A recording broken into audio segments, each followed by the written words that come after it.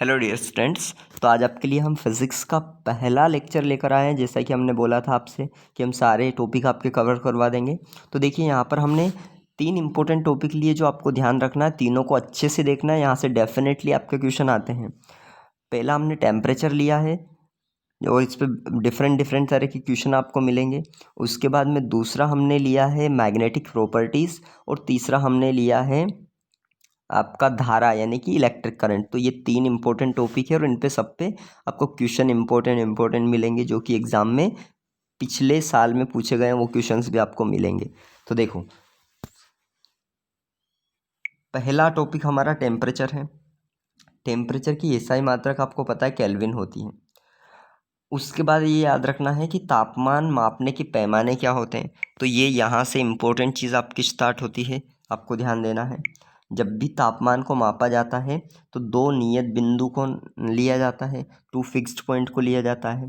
पहला जो नियत बिंदु होता है वो होता है जल का हिमांक। पहले उस नियत बिंदु को माना जाता है यानी कि उस टेम्परेचर को माना जाता है जिस पर जल क्या हो जाता है, फ्रीज हो जाता है, बर्फ़ बन जाता है।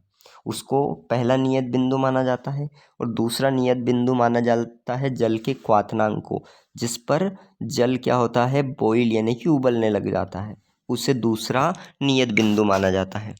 जो पहला नियत बिंदु है जल का हिमांक, इसे हम कहते हैं न्यूनतम नियत बिंदु यानी कि lower fixed point, LFP। Okay, LFP lower fixed point, न्यूनतम नियत बिंदु। जबकि जो जल का क्वथनांक यानी कि दूसरा नियत बिंदु होता है उसे हम कहते हैं उच्चतम नियत बिंदु यानी कि अपर फिक्स्ड पॉइंट, UFP। तो ये आपको शॉर्ट फॉर्म भी याद रखना है क्योंकि हम इसका फिर आगे फॉर्मूले में केवल शॉर्ट फॉर्म ही यूज़ करेंगे। अब देखो, अगली चीज़ हमें ये ध्यान देना है कि जो तापमान है उसके मापने की अलग अलग स्केल होती है बेटा। ठीक, तो देखो 4 स्केल हमने यहाँ पर ली है।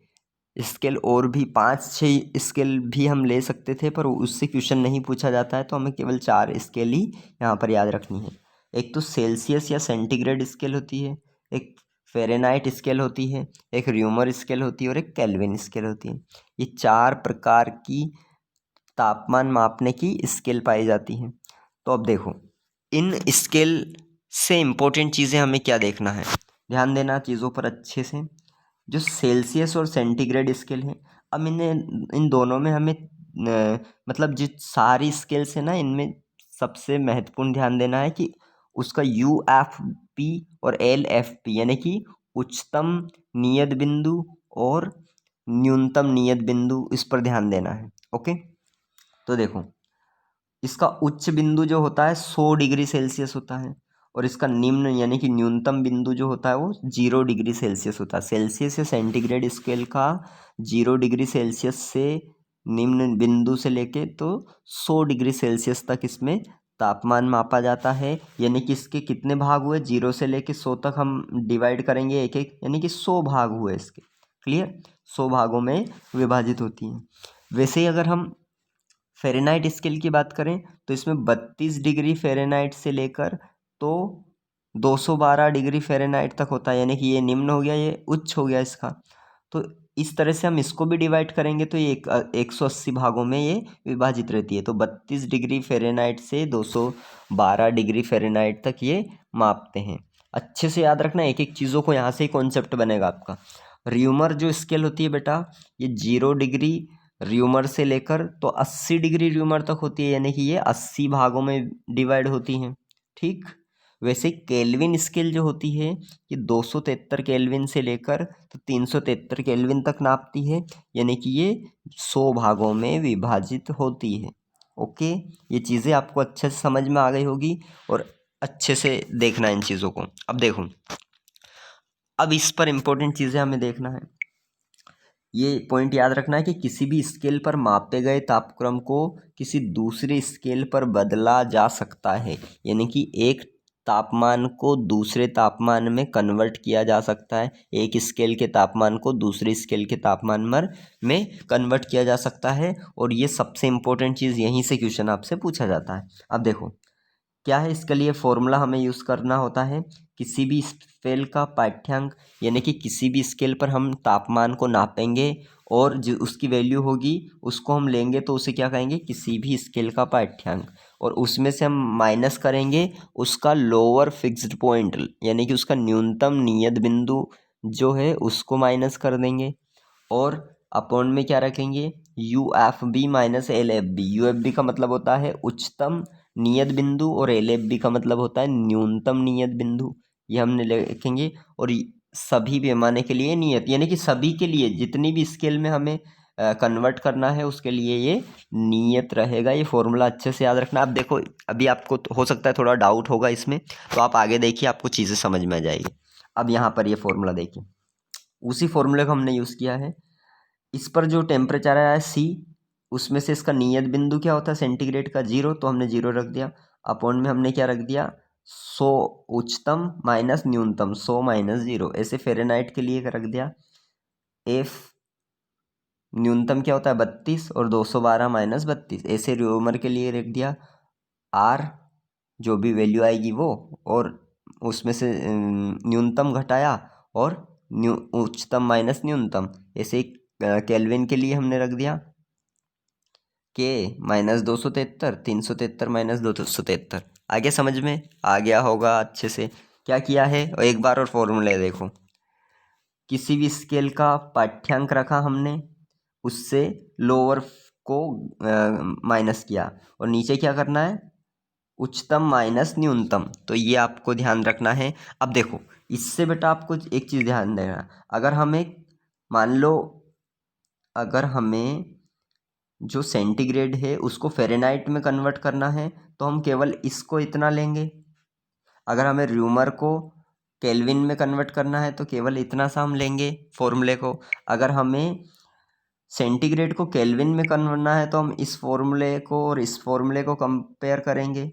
इस तरह से क्वेश्चन हम करेंगे बेटा, तब जाके हमसे सही क्वेश्चन होगा। तो अब देखो, आगे देखो हम क्या करते हैं। अब इसी चीज़ को हम और आगे सोल्व करेंगे तो क्या आएगा, C upon 100 equal to F minus 32 upon 180 equal to R upon 80 और इक्वल टू K माइनस 273। ये हमारा आ जाएगा इनको सोल्व करने पर हमारा, है ना।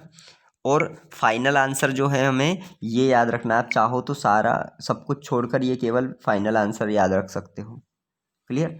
C/5 ये क्यों आया बेटा, इसमें क्या किया अपन ने, इन सब में 20-20 से इसको काट दिया है 20-20 से, यानी कि ये क्या हो जाएगा, 20 से काटेंगे तो 5 हो जाएगा, इसको काटेंगे तो ये क्या हो जाएगा 9 हो जाएगा, इसको काटेंगे तो ये 4 हो जाएगा, इसको काटेंगे तो 5 हो जाएगा। तो इस हिसाब से हमारा आंसर क्या आएगा final, C/5 equal to F minus 32/9 equal to R/4 equal to K minus 273/5। ये फाइनल आंसर आपको याद रखना है, इससे ही क्वेश्चन बन जाएंगे सारे के सारे। क्लियर। तो ये आपको यहाँ पर याद। अब हम क्वेश्चन करने वाले इंपॉर्टेंट, आज आपको एक एक पॉइंट नहीं छोड़ना है इसका लेक्चर का। अगर आपको पूरे मार्क्स चाहिए इन टॉपिक में तो आपको एक ही चीज़ को देखना है पूरे को, और कमेंट करते जाना, कमेंट जरूर कर देना कि कैसा लगा है लेक्चर। अब देखो, हमारा क्वेश्चन है, पहला क्वेश्चन है कि बताइए -73 डिग्री सेल्सियस को केल्विन में आपको बदलना है। -73 डिग्री सेल्सियस है तो उसको केल्विन में कैसे बदलोगे। तो सबसे सिंपल सा, पहले तो उस फॉर्मूले को देख दो, मैंने कहा था क्या लिखना है। तो इसका C/5 equal to K minus 273/5 ये लिख दिया। जिसका निकालना है उसको बराबर में रख दो। तो C/5 equal to K minus 273/5 ये फॉर्मूला रख दिया आपने। अब देखो हमें क्या दे रखा है, C की वैल्यू क्या दे रखी है यहाँ पर, -273 दे रखी है C की वैल्यू, है ना। तो हम क्या रखेंगे, अब देखो यहाँ इस फॉर्मूले में 5 से 5 कैंसिल हो जाएगा, क्योंकि नीचे भी 5, इधर भी 5 है, इधर भी 5 है, तो 5 से 5 तो कैंसिल। हमने क्या रख दिया, C equal to K minus 273 ये बचा। C की वैल्यू रख दो यहाँ पर, -73 degree equal to K minus 273, और आप आगे सोल्व करेंगे तो क्या आएगा। अब इसको 273 को इधर भेज दिया आपने, 273 माइनस 73 इक्वल टू K, ठीक। और इस तरह से K की वैल्यू क्या हो जाएगी 200, यानी कि जब हम -73 डिग्री सेल्सियस को केल्विन में कन्वर्ट करेंगे तो उसकी वैल्यू कितनी आएगी 200 केल्विन, ठीक। आ गया समझ में? इस तरह से आपको करना है। अगला देखो, अगला आपका क्वेश्चन है कि 100 डिग्री सेल्सियस को केल्विन में बदलिए। अब 100 डिग्री सेल्सियस को आपको केल्विन में बदलना है तो फॉर्मूला वही सेम रखना पड़ेगा आपको, केल्विन और सेंटीग्रेड का, C/5 इक्वल टू K-273/5। ठीक। अब देखो वापस 5 से 5 कैंसिल हो गया इसमें, ऐसे में C इक्वल टू K-273 आया। C की वैल्यू 100 डिग्री सेल्सियस दे रखी है, 100 रखा आपने। इस तरह से K को इस 273 को इधर भेज दिया तो 273 प्लस 100 हो गया, यानी कि K इक्वल टू 373 हो गया। तो आंसर क्या आ जाएगा? 373 केल्विन। आ गया होगा समझ में आपको, है ना? उसके बाद अगला देखिए, अब मैंने ऐसा क्वेश्चन लिया जो 2017 की आपकी लैब अटेंडेंट और लैब असिस्टेंट की एग्ज़ाम के अंदर आया हुआ है। तो ये 2017 एग्ज़ाम में आया है, आप चाहे तो देख सकते हैं प्रीवियस ईयर पेपर को चेक करके।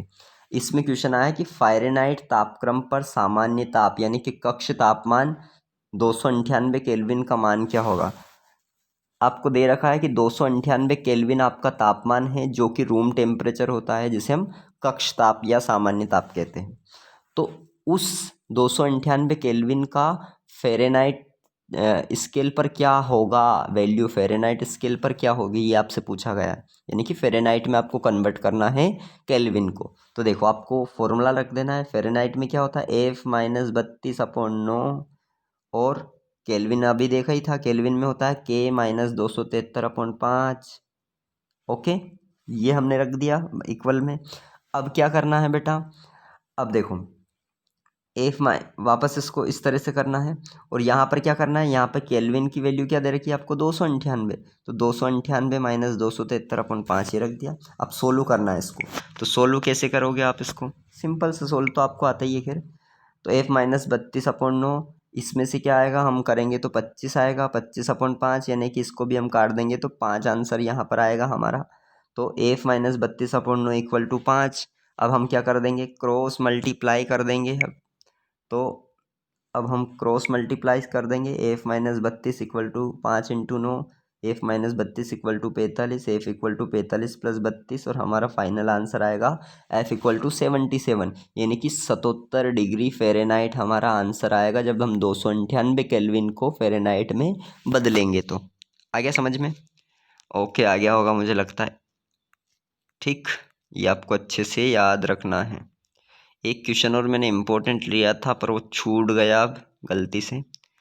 चलो अब फिर बाद में कभी करवाएंगे इस तरह का क्वेश्चन। वैसे बहुत इंपॉर्टेंट क्वेश्चन मैंने आपका लिया था पर वो छूट गया, PDF में मैंने ध्यान नहीं दिया। तो चलो अगला देखिए, प्रतिचुंबकी। डाईमैग्नेटिक किसे कहते हैं बेटा? अच्छे से याद रखना है, डाईमैग्नेटिक प्रतिचुंबकी। तो इसके गुण को एक एक को अच्छे से याद रखना है। ये आपको ये ध्यान देना है, यहाँ पर फिजिक्स में आपके अधिकतर सिंपल, बहुत ज़्यादा सिंपल क्वेश्चन पूछे गए हैं। तो इस तरीके से ये जो टॉपिक मैंने आपको चूज़ करके बताए थे टेलीग्राम पर, वो सबसे इम्पोर्टेंट टॉपिक है आपके इस एग्ज़ाम की दृष्टिकोण से, तो उस पर ध्यान देना है। देखो ये चुंबकीय क्षेत्र से प्रतिकर्षित होते हैं, यानी कि जो प्रतिचुंबकी होते हैं वो चुंबकीय क्षेत्र में क्या करते हैं? रिपल्शन होते हैं बेटा, चुंबकीय क्षेत्र से दूर भागते हैं, क्योंकि इनके इलेक्ट्रॉन में कक्षीय गति पाई जाती है। कक्षीय गति के कारण ये चुंबकीय क्षेत्र से दूर भागते हैं, रिपल्शन होते हैं, प्रतिकर्षित होते हैं। ये पहला पॉइंट अच्छे से याद रखना है। दूसरा पॉइंट ध्यान देना है, इन्हें चुंबकीय क्षेत्र में लटकाने पर ये चुंबकीय क्षेत्र के लंबवत जमा हो जाते हैं। लंबवत आप जानते हैं, यानी कि ट्रांसवर्सल तरीके से जमा हो जाते हैं अगर इनको चुंबकीय क्षेत्र में लटकाया जाता है। एक एक चीज़ आपको ध्यान देना है। ओके, तीसरा पॉइंट ध्यान दीजिए, इंपॉर्टेंट है। जब अगर कोई असमान चुंबकीय क्षेत्र है, यानी कि एक एरिया में समान चुंबकीय क्षेत्र नहीं है, यानी कि असमान चुंबकीय क्षेत्र अगर है, तो ऐसे में ये क्या करेंगे? अधिक तीव्रता से कम तीव्रता वाले भाग की ओर जाते हैं। अच्छे से याद रख लेना, ऐसे में यह अधिक चुंबकीय तीव्रता से लेकर कम तीव्रता की तरफ मूवमेंट करते हैं, गति करते हैं। ये आपको अच्छे से याद रखना है। चौथा याद रखना है इनकी चुंबकीय प्रवृत्ति। अब ये चुंबकीय प्रवृत्ति का मतलब होता है बेटा, कौन कितनी जल्दी या कौन कितनी आसानी से चुंबक में कन्वर्ट होता है, मैग्नेटाइज होता है, उसे हम चुंबकीय प्रवृत्ति कहते हैं। तो इसकी जो चुंबकीय प्रवृत्ति होती है वो ताप पर निर्भर नहीं करती है, तापमान पर डिपेंड नहीं करता है कि ये मैग्नेटाइज्ड होगा या नहीं होगा ओके, तो ये आपको याद रखना है। उसके बाद पांचवा इंपॉर्टेंट पॉइंट है इसका, इनकी चुंबकीय प्रवृत्ति जो होती है ऋणात्मक होती है, इसकी वैल्यू ऋणात्मक होती है इसकी चुंबकीय प्रवृत्ति की, तथा बहुत कम होती है, आपको याद रखना है। और इनसे स्थायी चुंबक नहीं बनाए जा सकते हैं, ये आपको याद रखना है। एग्जाम्पल देख लो इसके, कॉपर आयन है, उसके बाद सिल्वर है, गोल्ड है, जिंक है, उसके बाद बिस्मिथ है और Hg है और Sb है, ये आपको याद रख लेना है। ओके, तो ये आप आसानी से देख भी सकते हैं, जिनमें कोई भी अनपेयर्ड इलेक्ट्रॉन नहीं पाया जाता है उनको हम कहते हैं मेनली डायमैग्नेटिक। तो आप इससे भी याद रख सकते हो, पर आपको ये सारे लक्षण इसके बेटा गुण याद रखना है। ओके, अगला देखो, थोड़ा सीक्वेंस हमारा चेंज हुआ है। अच्छा, वो एक क्वेश्चन यहाँ पर जो मैंने कहा था वो आप देखिए यहाँ पर, एक्चुअल में थोड़ा सीक्वेंस चेंज हो गया, मैंने देखा नहीं पीडीएफ को, पर कोई बात नहीं, अब उस हिसाब से अपन करेंगे। ठीक, तो देखो ये क्वेश्चन आपको याद रखना है। अगला, वह कौन सा तापमान होगा जिस पर सेल्सियस और फ़ारेनहाइट स्केल का मान समान होगा, ये ध्यान देना है। वह कौन सा तापमान होगा जिस पे सेल्सियस और फ़ारेनहाइट स्केल का समान मान होगा। तो वेरी इंपॉर्टेंट क्वेश्चन है, इस तरह का क्वेश्चन आपसे किसी भी स्केल का पूछा जाता है। ये मैंने सेल्सियस और फ़ारेनहाइट स्केल का लिया है, पर आपसे पूछा जा सकता है सेल्सियस और केल्विन स्केल का किस तापमान पर समान मान होगा। इस तरह के कुछ भी क्वेश्चन आपसे पूछे जा सकते हैं। तो आपको क्या करना है, जिसका भी पूछे उसके उस फॉर्मूले को सामने इस तरह से इक्वल रख देना है। यानी कि आपसे यहाँ पर सेल्सियस और फ़ारेनहाइट का पूछा है तो C/5 इक्वल टू F-32/9 रख देना है। ठीक, अब देखो हमें ऑप्शन दे रखा है 73 डिग्री, 40 डिग्री, 80 डिग्री, -40 डिग्री। तो अब हम सोल्व करके देखते हैं कैसे आएगा। देखो ये हमने आंसर रखा।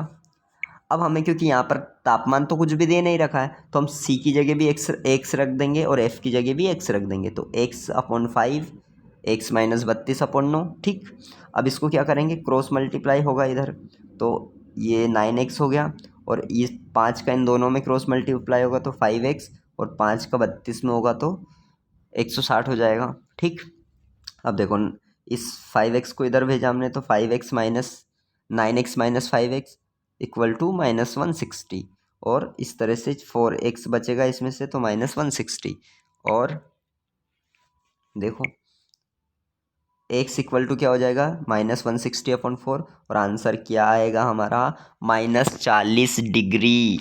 तो -40 डिग्री वह तापमान होता है, वह टेम्परेचर होता है जिस पर के लिए फ़ारेनहाइट और सेंटीग्रेड स्केल की का मान समान होता है। तो अच्छे से आपको ये याद रख लेना है। इस तरह की क्वेश्चन किसी भी स्केल के वेरी वेरी इंपॉर्टेंट क्वेश्चन है, शायद इस बार इस तरह के क्वेश्चन आपसे पूछे जा सकते हैं इस पर, तो आपको याद रखना है। अगला इंपॉर्टेंट पॉइंट याद रखना है, कैलोरीमीटर जो होता है वो कॉपर का बना होता है बेटा। ये क्वेश्चन भी आपसे सिंपली पूछा जाता है, कैलोरीमीटर कॉपर का बना होता है। घनत्व जो होता है वो तापमान बढ़ाने पर कम होता है, डेंसिटी जो होती है तापमान बढ़ाने पर कम होती है, आपको याद रखना है। और इस सूर्य के तापमान को पायरोमीटर से नापते हैं। ये कुछ 2-4 पॉइंट्स मैंने इंपॉर्टेंट ले लिए थे जो मुझे अच्छे लगे, तो आप ये याद रख लेना। ओके, अब देखिए, तो हमने वहाँ पर क्या देखा था, वहाँ पर हमने प्रतिचुंबकी को देखा। अब हम यहाँ पर अनुचुंबकी को देख रहे हैं। ओके, देखो बेटा, अनुचुंबकी क्या है, यानी कि पैरामैग्नेटिक क्या है। तो देखो ये क्षेत्र में आकर्षित होते हैं, ये आपको ध्यान रखना है। वो क्या हो रहे थे, वो प्रतिकर्षित हो रहे थे, रिपल्शन कर रहे थे, ये अट्रैक्शन करते हैं, आकर्षित होते हैं चुंबकीय क्षेत्र में, और इनके इलेक्ट्रॉन में चक्रण गति पाई जाती है, आपको याद रखना है, इस वजह से आकर्षित होते हैं। इन्हें जब चुंबकीय क्षेत्र में हम लटकाते हैं तो ये समांतर जमा हो जाते हैं, ये आपको ध्यान देना है। और ये चुंबकीय क्षेत्र में कम तीव्रता से अधिक तीव्रता की ओर गति करते हैं, उसकी ओर जाते हैं, कम से अधिक की ओर। तो ये आपको ध्यान देखना है। अगला ध्यान दो, इनकी चुंबकीय प्रवृत्ति यानी के ताप के व्युत्क्रमणानुपाती होती है, यानी कि व्युत्क्रमानुपाती, यानी कि रेसिप्रोकल, जिसे हम कहते हैं इन्वर्सली प्रोपोर्शनल बेटा, है ना। तो आपको ध्यान रखना है कि चुंबकीय प्रवृत्ति तापमान के व्युत्क्रमानुपाती होती है, ये ध्यान रखना है। चुंबकीय प्रवृत्ति धनात्मक होती है इनकी, और इनसे स्थायी चुंबक नहीं बनाए जाते हैं, और इसके ये उदाहरण दे रखे हैं copper, aluminium, sodium, magnesium, platinum. Okay, तो ये भी आपको अच्छे से चीज़ें याद रखनी है। अब अगला आपको याद रखना है लौह चुंबकी, जिसे हम फेरोमैग्नेटिक कहते हैं। तो इस पर ध्यान दीजिए आप, क्या है ये चुंबकीय क्षेत्र में बहुत तीव्रता से आकर्षित होते हैं। ये बहुत ज़्यादा तीव्रता से आकर्षित होते हैं। इन्हें चुंबकीय क्षेत्र में लटकाने पर ये समांतर जमा हो जाते हैं, ये आपको ध्यान रखना है। असमान चुंबकीय क्षेत्र में ये कम तीव्रता से अधिक तीव्रता की ओर जाते हैं। ये भी चुंबकीय प्रवृत्ति तापमान के व्युत्क्रमानुपाती होती है इनकी भी, और चुंबकीय प्रवृत्ति जो होती है इनकी धनात्मक होती है तथा बहुत अधिक होती है, ये आपको याद रखना है। उदाहरण में आयरन, कोबाल्ट, निकिल, कैडमियम, ये ध्यान रखना है। और वेरी इंपॉर्टेंट पॉइंट ये है कि इससे हम स्थायी चुंबक बना सकते हैं, यानी कि लौह जो चुंबकीय होते हैं, जो फेरोमैग्नेटिक होती है, उनसे स्थायी चुंबक बनाते हैं हम। ओके, आया समझ में। अब बहुत इंपॉर्टेंट टॉपिक हमने यहाँ पर लिया जिससे क्वेश्चन आएंगे। स्टार्टिंग में बेसिक चीज़ें लिए, फिर हमने है धीरे धीरे उसको बढ़ाया लेवल को। देखो, धारा जो होती है, करंट क्या होता है, एकांक समय में जो प्रवाहित आवेश होता है उसको हम धारा कहते हैं। कि यूनिट टाइम में जितना करंट हमारा हमारा जितना भी चार्ज फ्लो होता है यूनिट टाइम में, उसे हम करंट कहते हैं बेटा। तो आई इक्वल टू क्या होगा, ये आई मतलब धारा होता है, क्यू मतलब आवेश होता है, टी मतलब समय होता है। तो I equal to Q upon T. इसका मात्रक होता है बेटा एम्पियर, ध्यान रखना है। और एम्पियर किस में होता है, एसआई मात्रक होता है, और इसका सीजीएस मात्रक होता है स्थित एम्पियर। स्थित एम्पियर, तो देखो 1 एम्पियर जो होता है 3 × 10⁹ स्थित एम्पियर के बराबर होता है, ये आपको ध्यान रख लेना है। ओके, अब देखो, धारा एक अदिश राशि होती है, यानी कि इसकी कोई दिशा नहीं होती है, ये एक स्केलर क्वांटिटी होती है। अगर हम बात करें धारा की, तो यहाँ पर महत्वपूर्ण चीज़ें याद रखना है कि धारा की जो दिशा होती है वो धन आवेश प्रवाह की दिशा में, ये इलेक्ट्रॉन प्रवाह को दिशा के विपरीत होती है। मतलब सिंपल सा मतलब ये है कि अगर ये देखो, ये आपको दिख रहा है डायग्राम, इसमें देखो अगर करंट जो है इलेक्ट्रिक करंट वो इधर से इधर फ्लो होता है तो हमेशा इलेक्ट्रॉन का फ्लो इसके उल्टा होता है। अगर इलेक्ट्रॉन इधर से इधर फ्लो हो रहे हैं तो आपका जो करंट है वो इधर से इधर फ्लो होगा, यानी कि इलेक्ट्रॉन की दिशा के हमेशा उल्टी दिशा में धारा प्रवाहित होती है, आपको ध्यान रखना है। उसके बाद देखो, धारा का मान जो होता है अनुप्रस्थ काट के क्षेत्रफल निर्भर नहीं करता, ये आपको अच्छे से याद रखना है कि किसी भी अनुप्रस्थ काट के क्षेत्रफल पर निर्भर नहीं करता है बेटा। धातुओं में जो धारा है वो मुक्त इलेक्ट्रॉन के प्रवाह के कारण पाई जाती है, ये आपको अच्छे से याद रखना है। अर्धचालक जो सेमीकंडक्टर होते हैं उनमें इलेक्ट्रॉन और होल के कारण धारा का प्रवाहन होता है। उसके बाद अगर हम अपघट्य जो इलेक्ट्रोलिसिस होते हैं और द्रव्य की बात करें, यानी कि फ्लूइड की बात करें, लिक्विड की, तो उनमें धन आयन जो होते हैं और ऋण आयन जो होते हैं उनके कारण धारा प्रवाहित होती है। जबकि गैसों में केवल धनात्मक आयन व मुक्त इलेक्ट्रॉन के कारण होती है। तो ये सारे पॉइंट इंपॉर्टेंट है, आपको अच्छे से याद रखना है।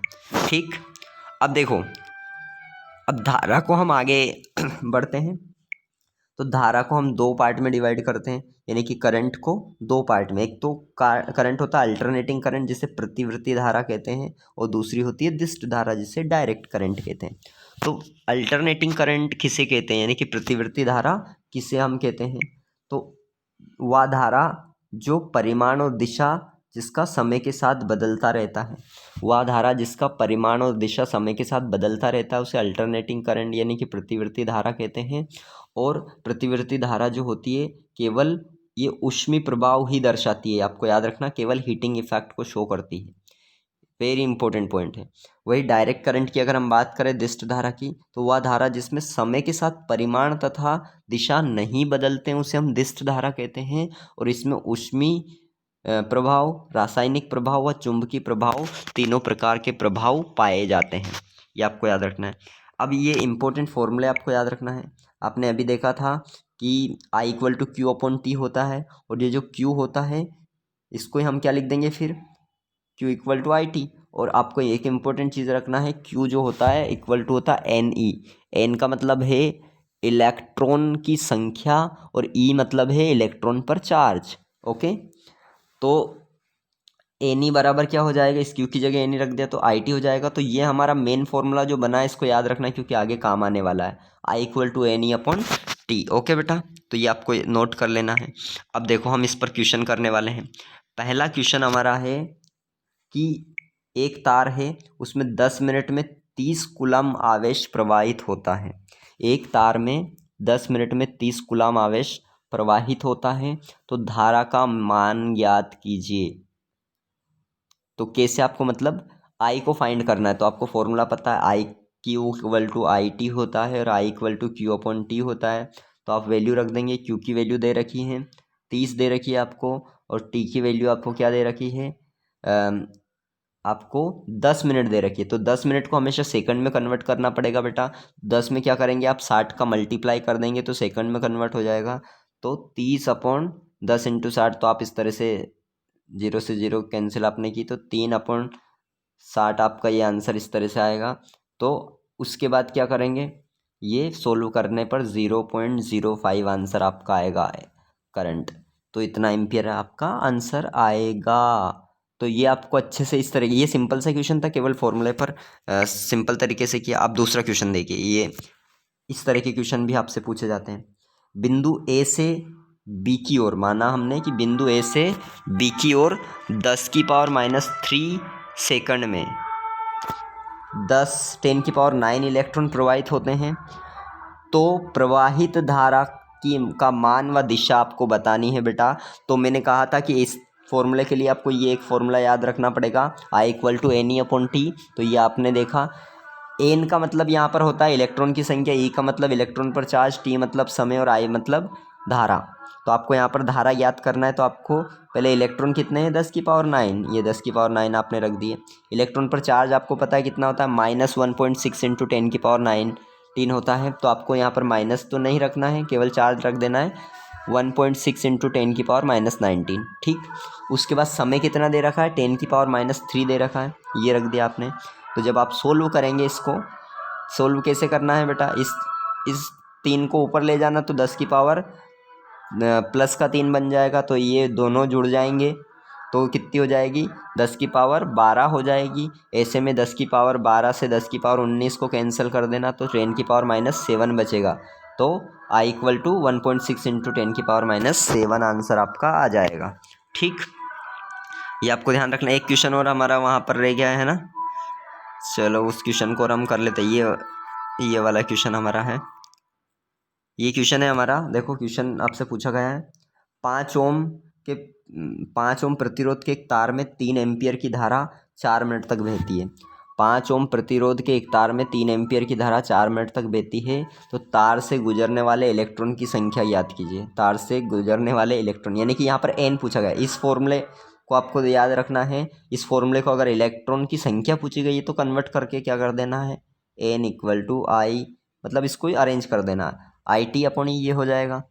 अब आपको दे क्या रखा है वो ध्यान देना है। आई दे रखा आपको 3 एम्पियर, टाइम आपको 4 मिनट दे रखा है।